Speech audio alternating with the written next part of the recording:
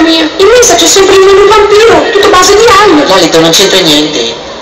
Non sarà mica per quello che ho fatto al professore. Mi serviva quel voto. Io sono dell'altra sponda.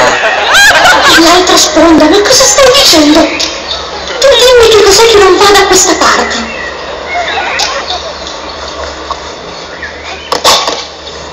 E se vengo di qua ti piaccio?